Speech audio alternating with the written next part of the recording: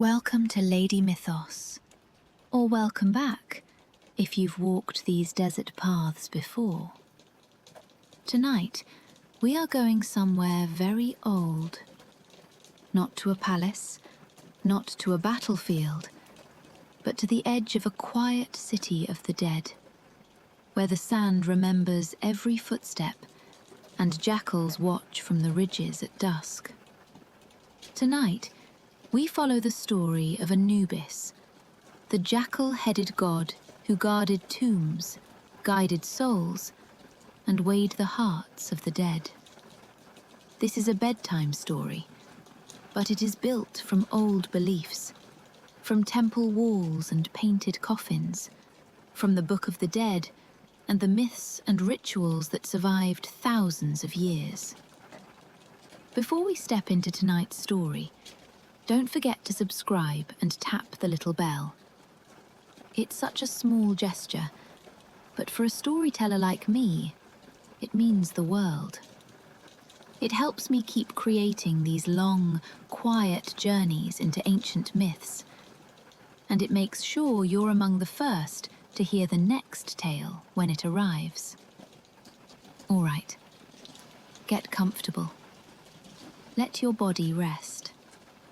You don't need to remember every name or place. Just let them drift past you like the Nile at night. The desert is waiting. Anubis is watching. And we begin. Prologue. Into the desert of the jackal god. The sky is the colour of cooling embers, fading from gold to deep indigo when you arrive at the edge of the Necropolis. Ahead of you, the land rises and falls in low, dusty mounds. The pyramids are far off, distant teeth against the horizon.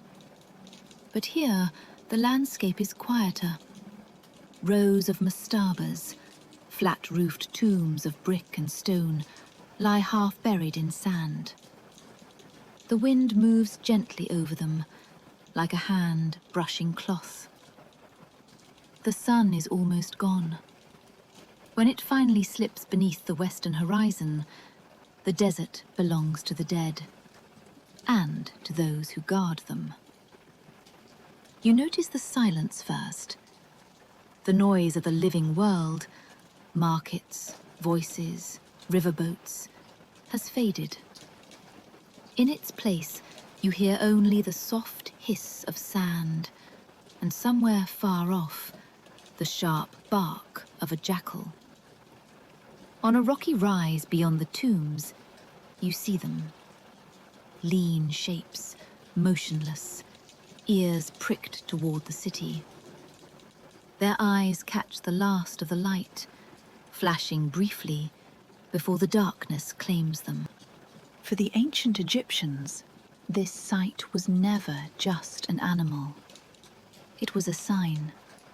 It was a reminder that there was a god who watched the graves.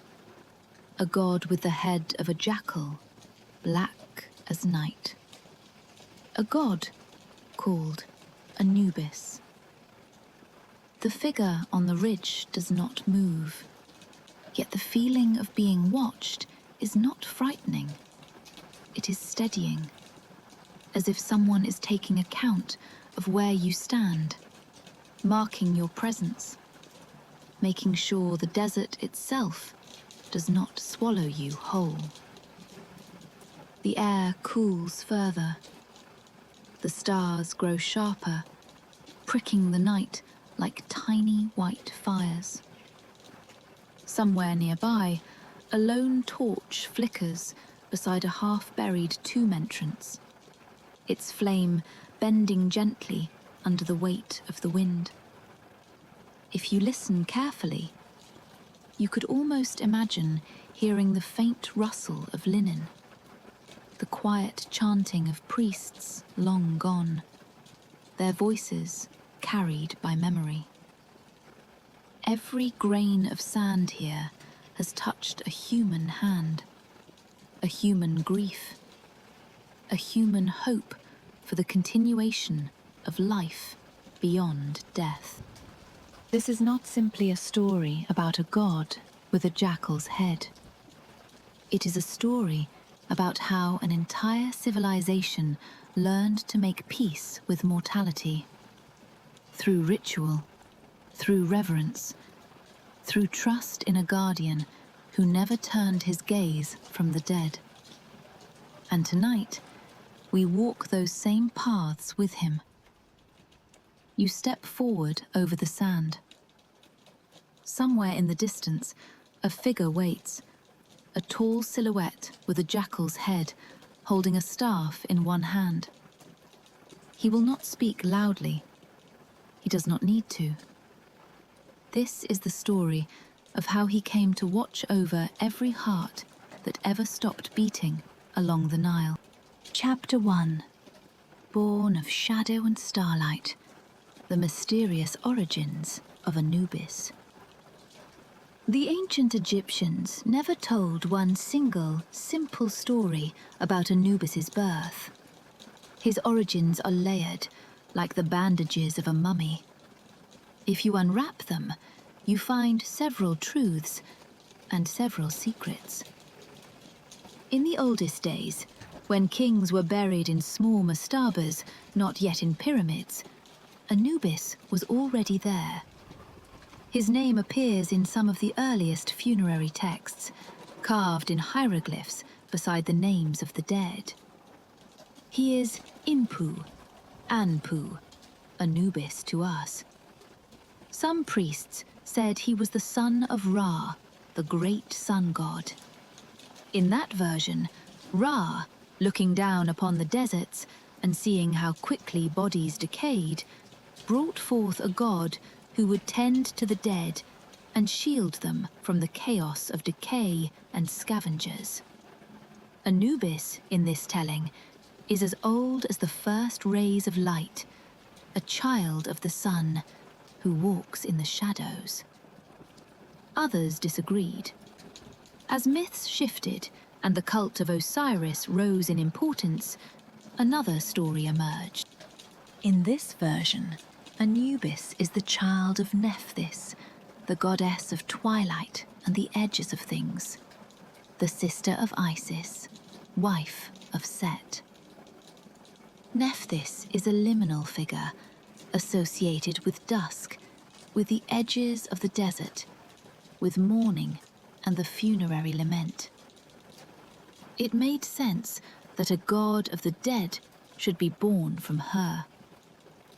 But Nephthys' union with Set, the storm god, did not give birth to Anubis in every story.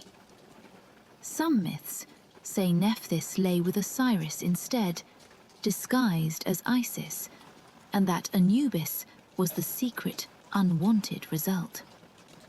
In those tellings, he is a child of betrayal, of confusion, a divine infant born into a tangled knot of loyalties and lies. No single temple consensus overruled the others. Instead, Egyptians lived with several truths at once: a son of Ra, a son of Nephthys, a son of Osiris, and sometimes even a child claimed and protected by Isis herself. What did not change was his nature. Whether born of sun or twilight or tangled love, Anubis was always linked to the same places and the same moments. The silent chamber where a body lies still, the stretch of desert where the dead are buried, the narrow line where day ends and night begins. From his first appearance in their imagination, he is not a god of harvest or sky, not a patron of war or courtship. He belongs to that quiet pause between breaths, to the last exhale, to what comes next. These multiple birth stories were not contradictions to the Egyptians. They were layers. each temple preserving its own insight, each priesthood holding a different piece of a god too large to be contained by a single narrative. And so, Anubis existed at once as a child of the sun, a child of twilight, and a child of royal betrayal. But no matter the variation, he always emerged connected to places where silence gathers. He was a god who stood at the border between the known and the unknowable. In a way, this made him relatable. Humans, too, live between worlds, between the moment they take their first breath and the moment they take their last. Anubis existed along that continuum, understanding the fragility of beginnings and the solemnity of endings.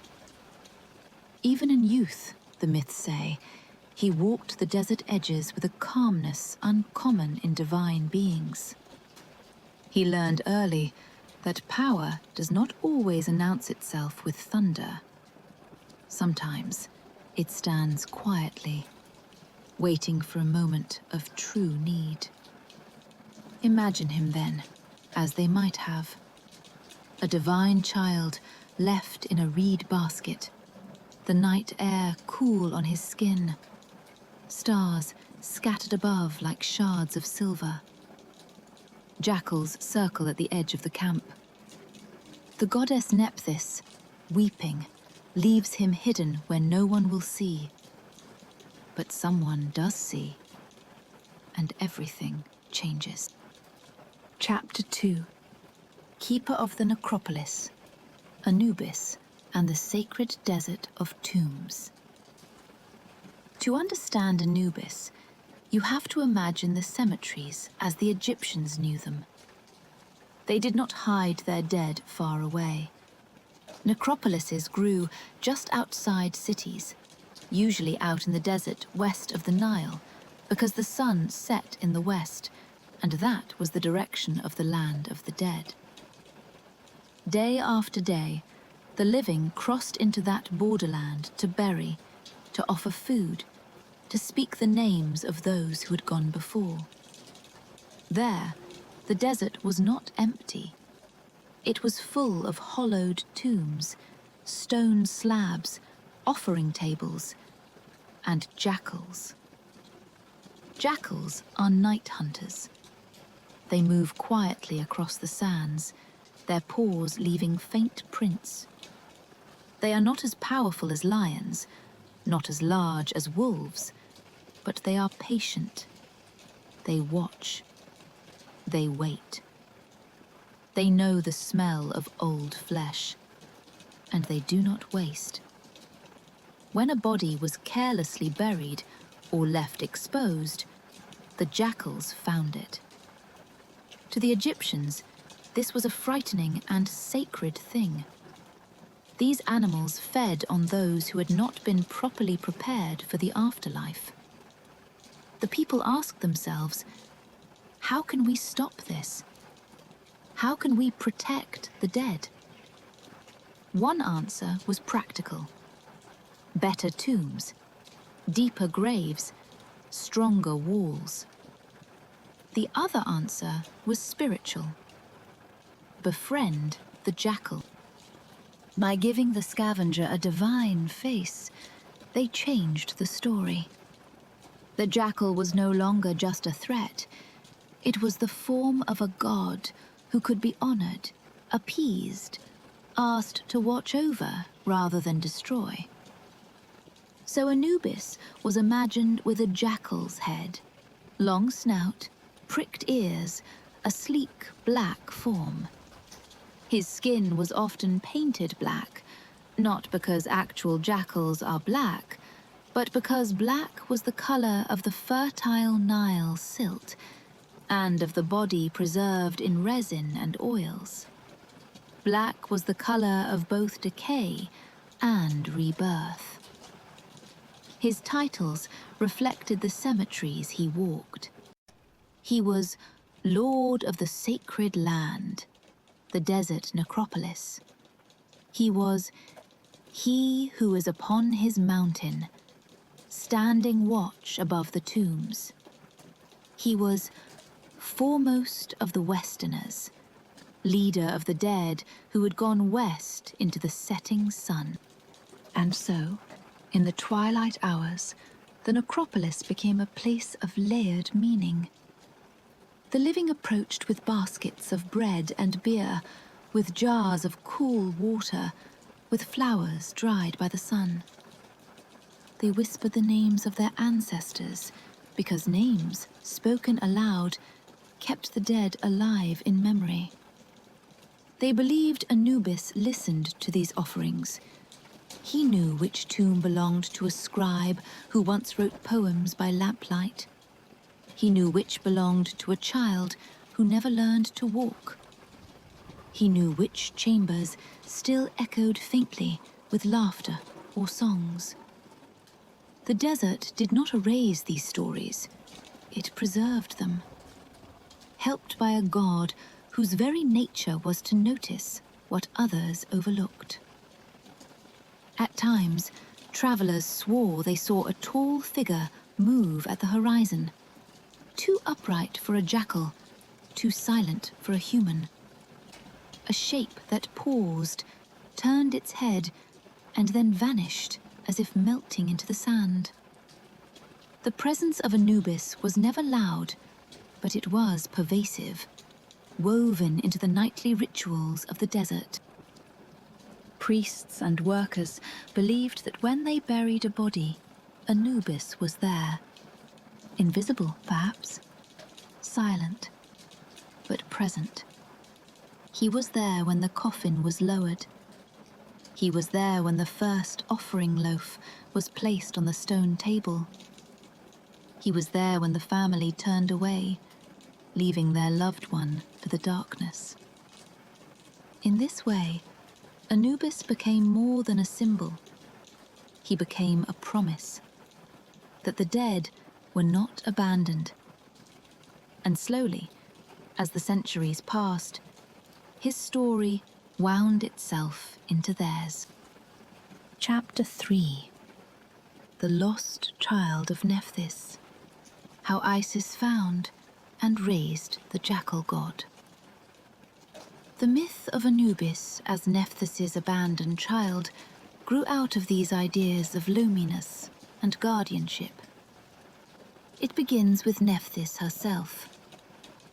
She is often depicted alongside Isis, her more famous sister, both wearing hieroglyphic crowns that spell their names. While Isis is queen of magic and motherhood, Nephthys is the one who stands at the edges of deserts, of rivers at dusk, of funerary chants. In some myths, Nephthys is married to Set, but longs for Osiris, who is kind and noble. She disguises herself as Isis and lies with Osiris. And from this union, a child is conceived. But the child is dangerous, politically and magically.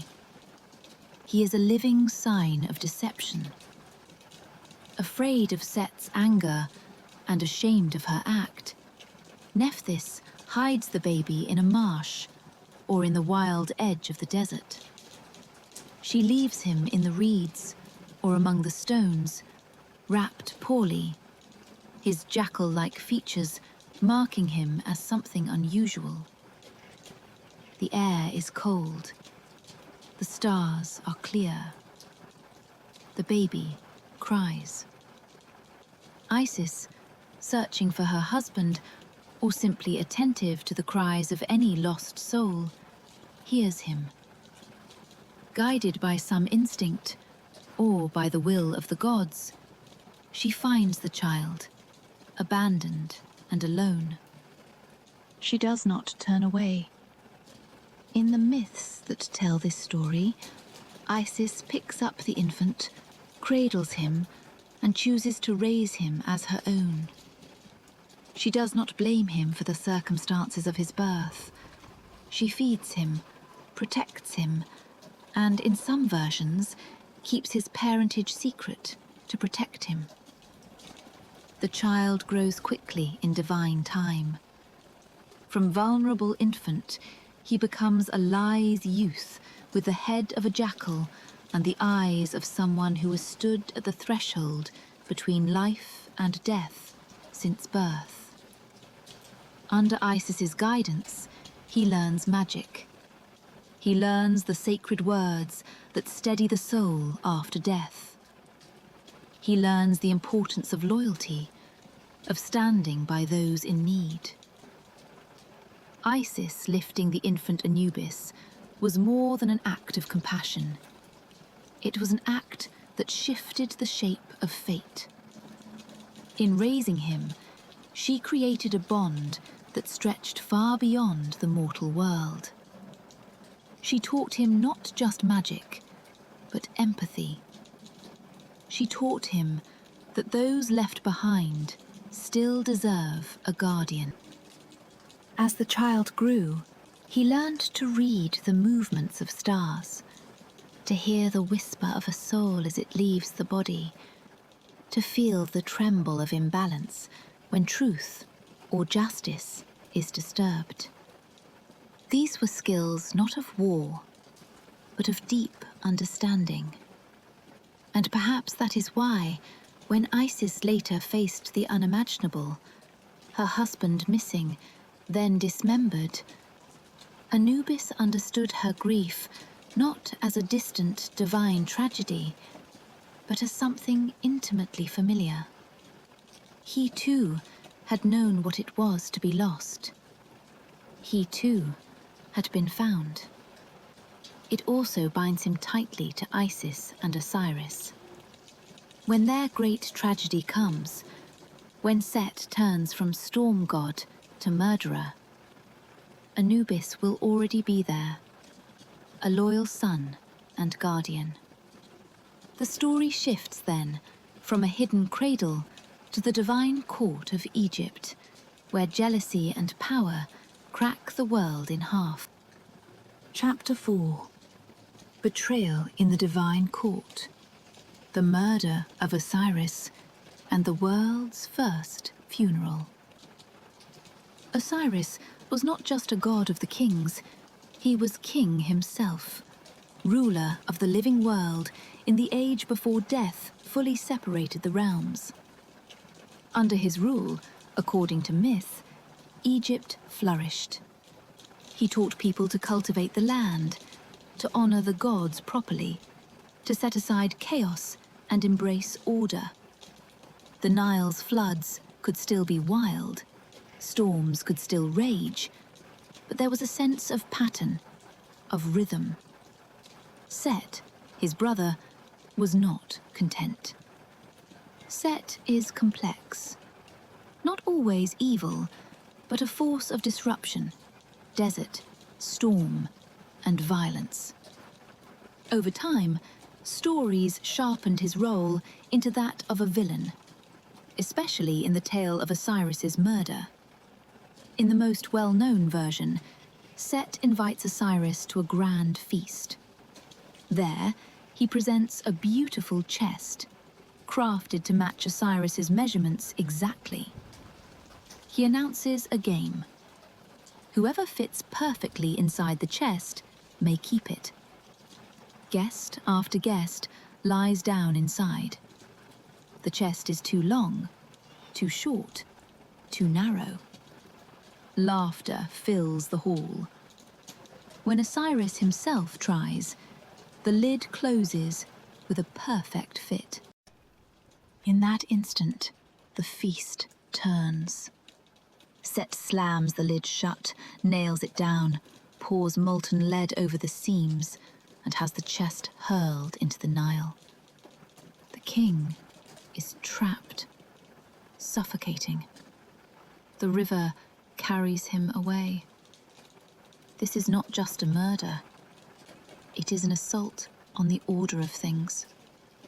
With Osiris gone, the world is less secure. Crops fail, grief spreads. And somewhere in that darkness, stands Isis, now both queen and widow, searching for her husband with a broken heart. Anubis is there too, whether as her adopted son, her ally, or already a guardian of the dead. He senses that the balance has been shattered. The god who should preside over the afterlife has been murdered before he has even taken that throne. Isis eventually finds Osiris's body, first trapped in a tree, then retrieved, then hidden again. In some versions, Set discovers the corpse, furious that his brother's rest has been disturbed, and goes further. He cuts Osiris into pieces and scatters them across Egypt. The land becomes a puzzle of grief. Each fragment of Osiris lies in a different place. Isis, with Nephthys's help, travels from town to town, searching, collecting, weeping, naming each spot as sacred. Some versions of the myth say that when Isis gathered the last of Osiris's scattered remains, she did not cry out in triumph, but in quiet, exhausted relief. The pieces were incomplete, the body damaged, but she had done what she could. The rest would depend on ritual and on Anubis. As she and Nephthys prepared the chamber, Anubis stood outside, facing the desert. In the distance, the wind stirred the sand into spirals, and he sensed something moving. Chaos gathering again. Set's malice was not a single strike. It was a force that sought to unravel everything sacred. The time for Anubis's greatest act had come, and the desert, as if recognizing this moment, grew still.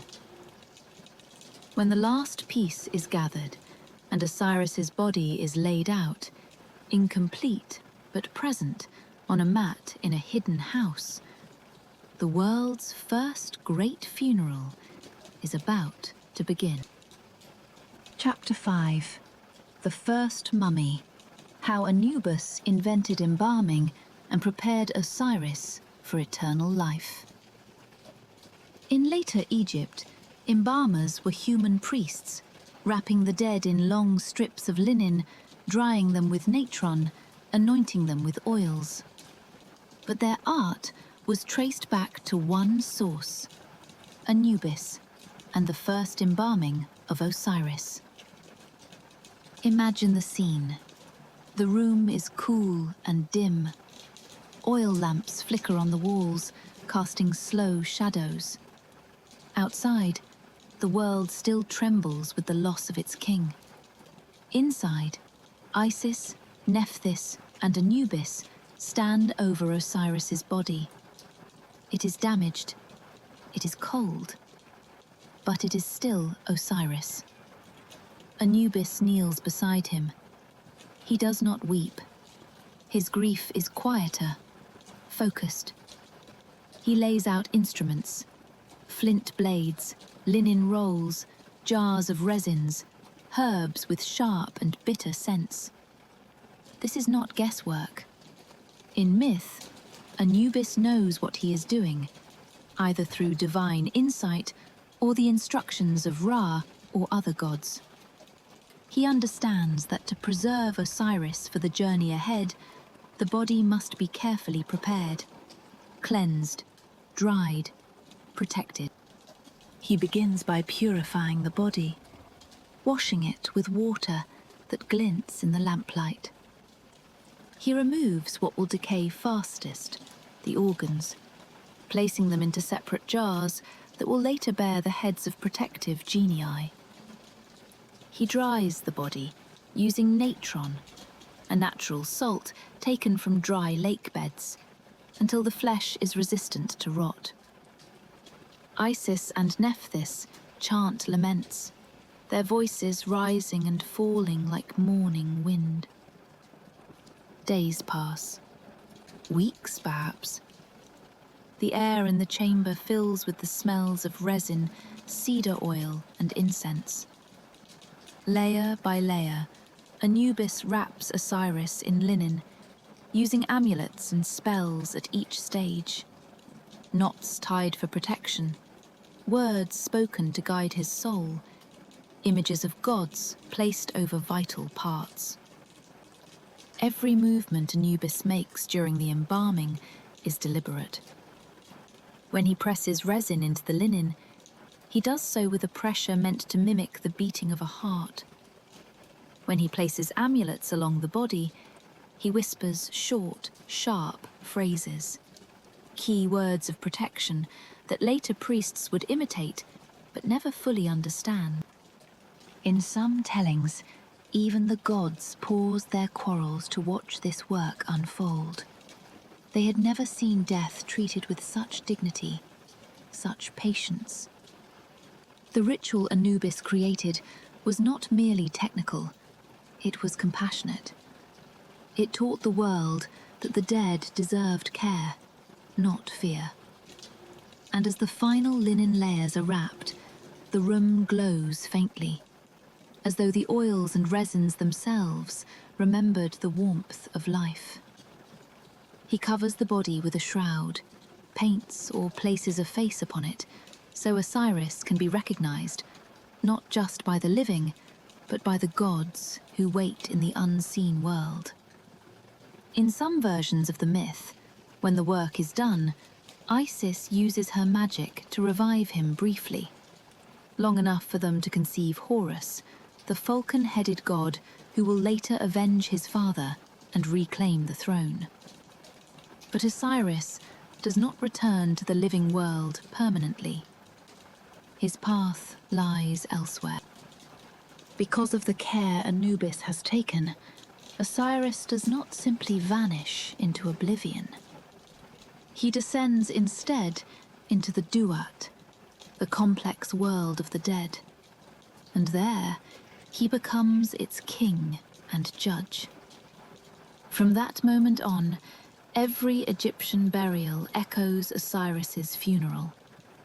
Every body is treated as Osiris was treated, washed, dried, wrapped, outfitted with amulets, given food and goods. And whenever embalmers work, it is said that Anubis stands behind them, guiding their hands. He has invented a new way of meeting death, not as a sudden end, but as a careful transition. Chapter 6. The Leopard Demon. Anubis confronts Set to protect Osiris's body. The story of Osiris's death doesn't end with his embalming. There is another tale, less well known but powerful, that shows how fiercely Anubis guards the dead. In this story, Set is not finished. He has already betrayed his brother, killed him, and torn him apart. But even after Osiris is reassembled and Anubis begins his work, Set schemes again. He cannot bear the thought of his brother being honored in death, of Osiris becoming a powerful presence in the afterlife. So Set takes on another form, that of a great leopard, a spotted predator of the desert. In this guise, he creeps toward the place where Osiris's body lies. His paws are silent on the stone. His breath is hot and low. He intends to tear the body apart, to desecrate it, to undo all that Anubis has carefully done. But Anubis is there. Jackals and leopards are both night creatures, but the jackal-headed god is watchful. He senses the disturbance, the stink of chaos approaching. He catches sight of the leopard's shape slipping through the doorway. There, in the lamplit chamber, the two forces face each other. The god of storms and violence, wearing the skin of a predator, and the guardian of the dead, cloaked in the calm of ritual and justice. Anubis does not step aside. This is his domain. Osiris is his charge. When Anubis strikes back against Set's leopard form, the force of the clash ripples through the desert. Sand explodes upward in small clouds, and the air crackles like a storm locked inside a sealed jar. Set's claws scrape against stone, leaving marks that some claimed remained on certain temple floors centuries later. But for all Set's ferocity, Anubis is immovable. His strength in this moment is not just physical, it is righteous. He fights not for power, not for revenge, but for the sanctity of the dead. And that, in Egyptian belief, is a power greater than any storm. The stories say he fights Set and overcomes him. The details vary. Some say he wrestles him to the ground, some that he binds him, some that he burns or brands him. One vivid tradition says that Anubis flays the leopard, stripping its hide from its body as punishment and warning. That leopard skin becomes a symbol. From then on, officiating priests sometimes wear a leopard skin over their shoulders during funerary rituals. It is a reminder of Set's defeat in that form, and a sign that the power of chaos has been subdued and put into the service of the right. In this way, Anubis's role is not only gentle and guiding, it is also protective and fierce. He does not just prepare the dead, he defends them from those who would disturb their rest. For Egyptians, this added another layer of comfort. Not only would their bodies be carefully treated, but a god who once defeated Set himself would stand guard against thieves, animals, and desecrators. In the quiet of the Necropolis, with the wind moving over the sand and jackals watching from the hills, the dead were not unguarded. Anubis was there, and Set, for all his power, had already lost. Chapter 7. Lord of Secrets. Inside the rituals and priesthood of Anubis. Centuries after these myths took shape, real people walked the paths of the necropolises as servants of Anubis. They were embalmers and priests, and they were sometimes feared and respected in equal measure. They worked daily with bodies, with decay, with things most people preferred not to see. Yet their work was holy. In workshops near the cemeteries, bodies were carried in on litters, accompanied by grieving families. Payment was made, deals were struck. Some could afford elaborate treatments, others more simple ones. But all of it echoed the pattern of that first embalming. The embalmers washed the bodies, removed organs, and dried the flesh with natron. They packed the cavities with linen or sawdust, anointed the skin with oils, and wrapped every limb and finger with care.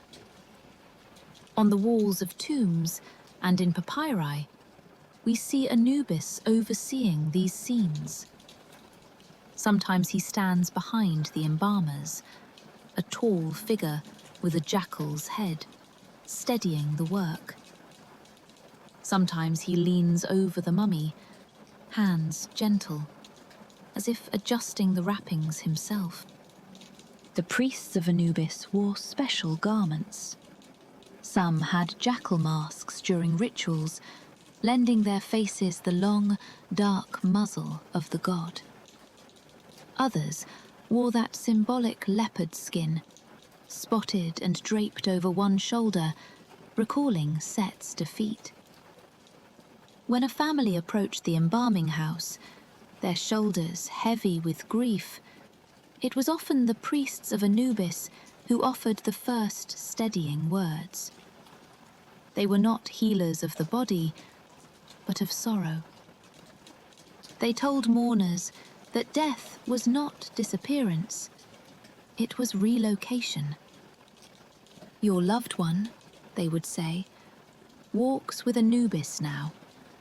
He guides, he watches, he does not abandon. And even if the words could not stop the tears, they allowed many to breathe again, knowing their dead were not entering a world of chaos, but of structure and care. They used words as carefully as bandages. Spells from funerary texts, what we call now the pyramid texts, coffin texts, and the Book of the Dead, were recited at key moments.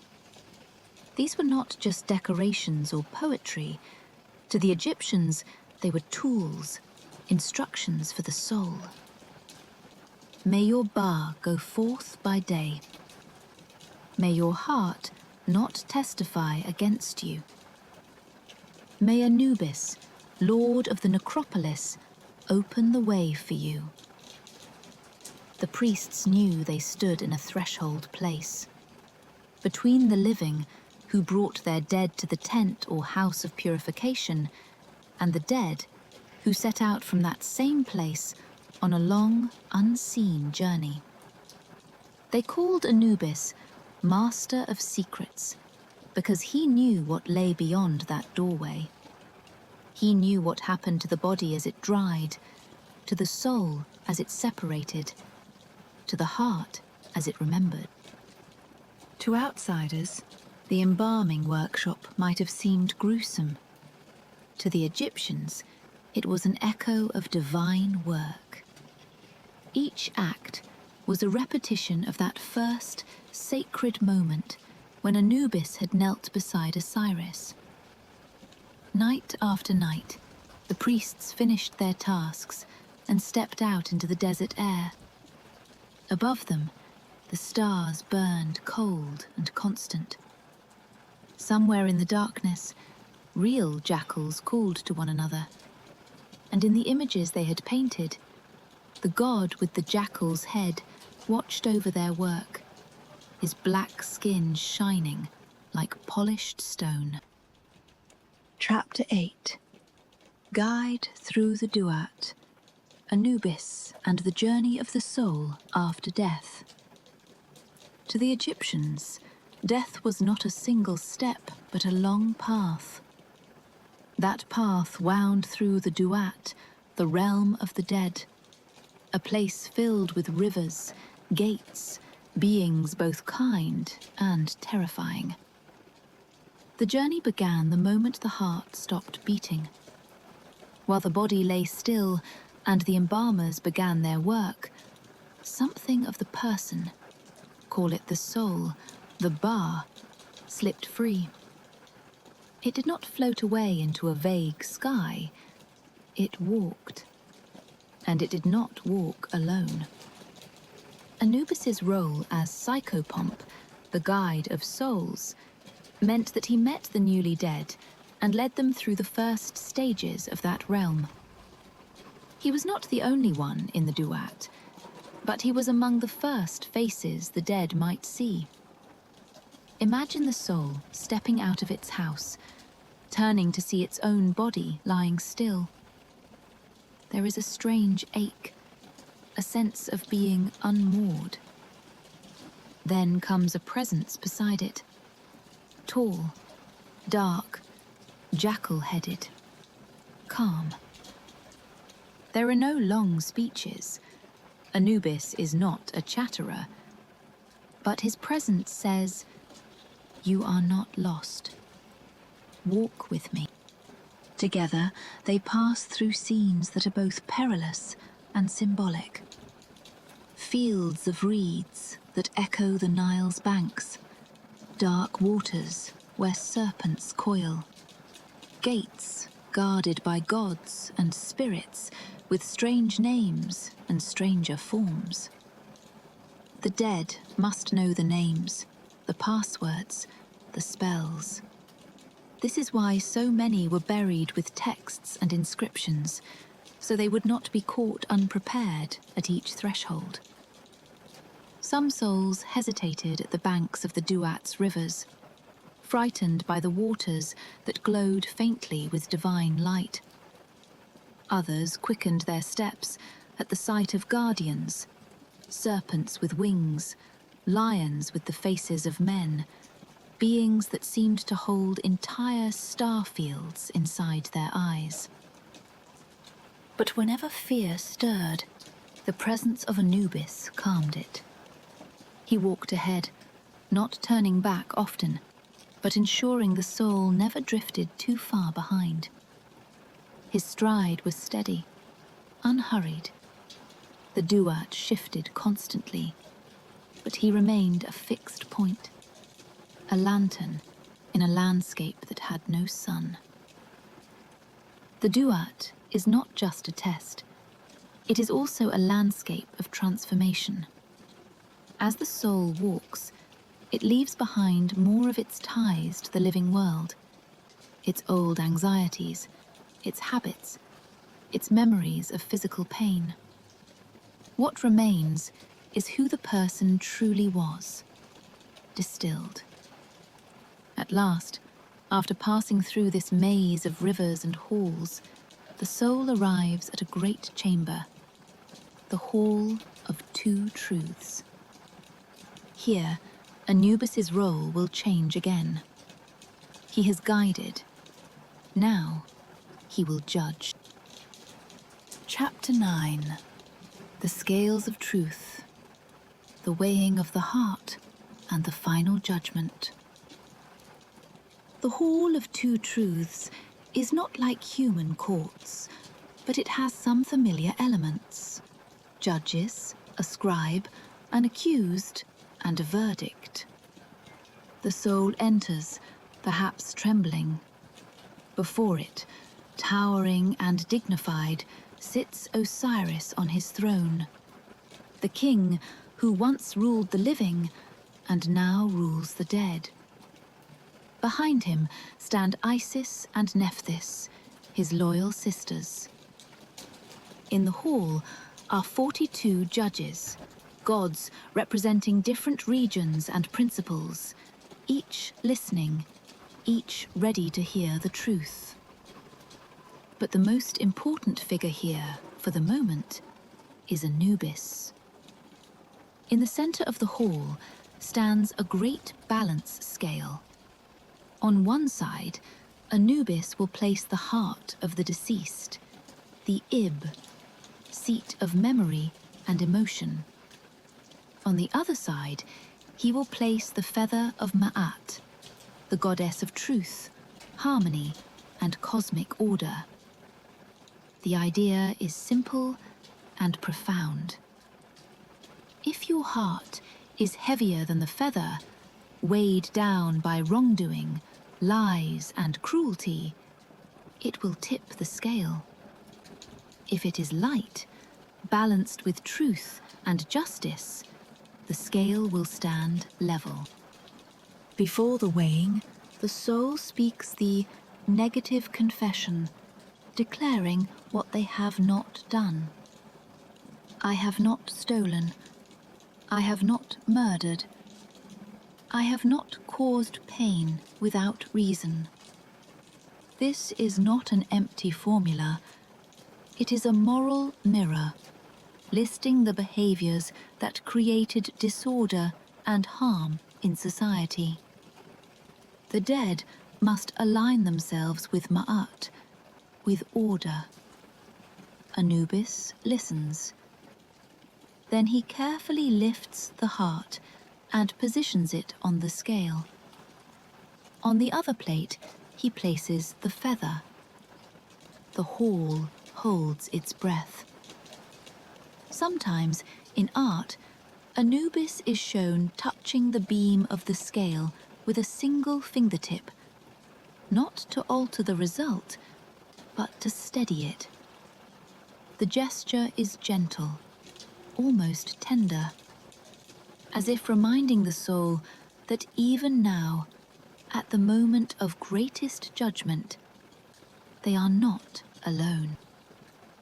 And if the soul faltered, trembling with the weight of memory, Thoth's calm presence absorbed their anxiety. Osiris's gaze, patient and solemn, assured them that justice, not vengeance, awaited. This was not a place of cruelty. It was a place of truth. In his jackal face, it is hard to read emotion, but in many depictions, Anubis is shown with a precision and delicacy in his movements. He is not trying to trick the dead. He is not a demon seeking victims. He is a fair examiner. Beside him stands Thoth, the ibis-headed god of writing and knowledge, holding a palette and reed pen. Thoth records the result, impassive and exact. Near the base of the scale waits a fearsome figure. Amit, the devourer, part crocodile, lion, and hippopotamus. She represents oblivion.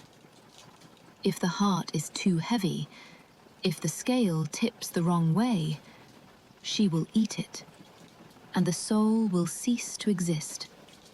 No torture, no second chance, simply an end. For Egyptians, this was both terrifying and reassuring. There is judgment, there is accountability, but there is also fairness. If you have lived with Ma'at in your heart, if you have upheld truth and kindness, you have nothing to fear.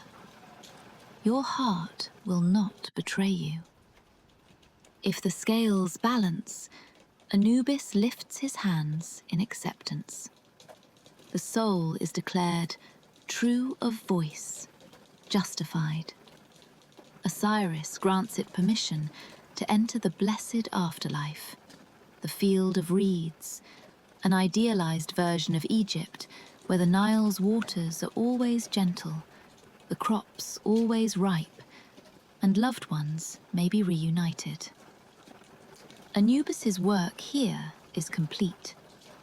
He has guarded the body, guided the soul, and overseen its judgment.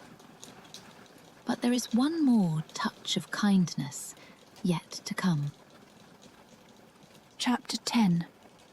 Waters of Renewal. Kebihut and the final blessing of the jackal god. Egyptian myths sometimes move quietly, introducing new figures not with fanfare, but with soft glimpses. One such figure is Kebihut, also called Kebechet.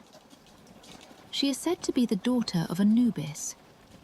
Her name connects to coolness, refreshment, and purification, especially with water. While her father oversees embalming and judgment, Kebihut's role is gentler still. She brings fresh, cool water to the souls of the dead, especially those waiting for judgment or those in the process of being purified. Imagine the soul, just justified in the hall of two truths. The tension of the weighing has passed. Amit's presence recedes like a bad dream. Osiris's judgment is favorable. The scales have balanced. In that moment, Anubis does not simply walk away. Instead, another presence approaches. A graceful figure, sometimes depicted as a serpent or as a woman, carrying a vessel of water. This is Kebihut. She pours the water over the soul, not literally, but symbolically, washing away the last dust of the Duat, the last tremor of fear. This is water that cools the heart, that soothes the memory of illness and grief, that prepares the justified dead to enter a realm of peace. The cool water Jnpw brings is more than refreshment. Egyptians believed it washed away the dust of the world, the spiritual residue of pain, illness, betrayal, fatigue. To enter the afterlife clean was to enter it whole. Some texts describe Jnpw's water as smelling of lotus blossoms, others of freshly cut reeds. Some say it shimmered like moonlight, reflecting not the face of the drinker, but their essence, their best self. And Anubis, standing nearby, watches this final purification with quiet pride. His work is nearly done, but not his concern.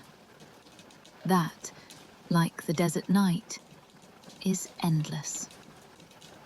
For embalmers and mourners in the living world, this added another layer to the picture of the afterlife.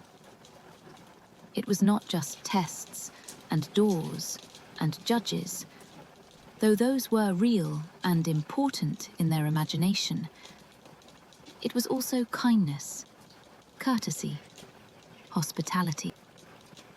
The dead were not being flung into a harsh wilderness alone. They were being hosted, introduced, cleansed, and welcomed. And at the heart of this process stood a family of gods who understood death intimately. Osiris, who had died and risen to rule the dead. Isis and Nephthys, who had mourned and protected. Anubis, who had preserved, and Jnpw, who had refreshed. The people standing on the hot sand outside a tomb, watching the last stone slide into place and the last seal pressed into clay, these ideas mattered deeply. They could leave knowing that the person they loved, father, mother, child, friend, was not falling into an empty void. Someone would meet them. Someone would guide them. Someone would weigh their heart fairly.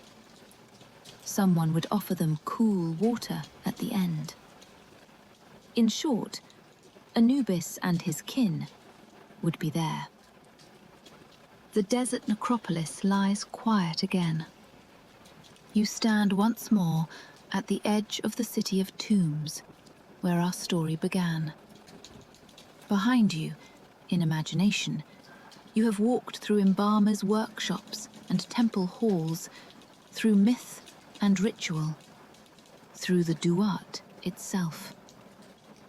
You have watched Nephthys hide a child and Isis rescue him. You have seen Osiris's body laid out and carefully wrapped by Anubis's hands. You have watched a leopard-shaped Set defeated, his skin turned into a priest's robe. You have stood in the hall of two truths, listening to a heart balancing against a feather.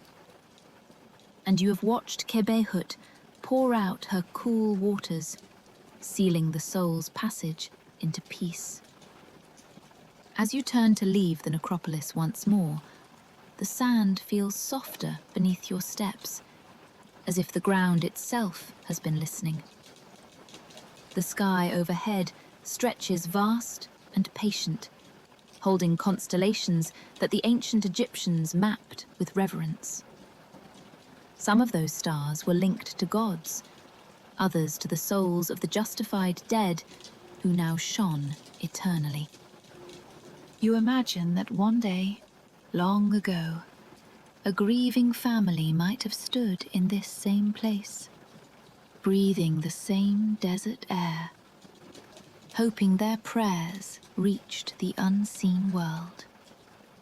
And in their hope, they found comfort in Anubis, a god who did not demand worship with threats, but who offered guidance through the most frightening transition of all. On the ridge above the tombs, a few slim shapes stand outlined against the stars. Their eyes catch the faint light of the moon. To someone looking from far away, they might seem ordinary, simply animals scanning for movement. But after hearing this story, you know why the ancient Egyptians looked up at them and saw more. They saw a reminder that the dead were being watched over. They saw the profile of their jackal-headed god, black as basalt, silent and attentive. They saw Anubis, the guardian of tombs, the guide of souls, the weigher of hearts. He is not a god of punishment for its own sake, nor of cruelty. He is a god of thresholds, of fair judgment, of careful hands that will not abandon you when your breathing stops. For a people who built tombs that would last millennia, who wrote prayers along every inch of their coffins, this mattered beyond measure. As you leave the necropolis in your mind, the sand underfoot growing cooler, the sky dark and calm, you can let that sense of protection linger. The idea that endings can be guided, that transitions can be watched over, that even in silence there can be care. This is where we part for tonight.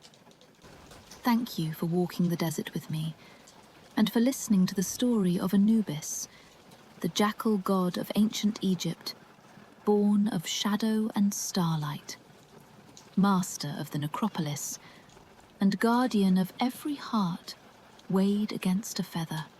You've been listening to Lady Mythos. When you're ready, you can drift into your own sleep, knowing that in the old stories, no soul ever walked into the dark alone.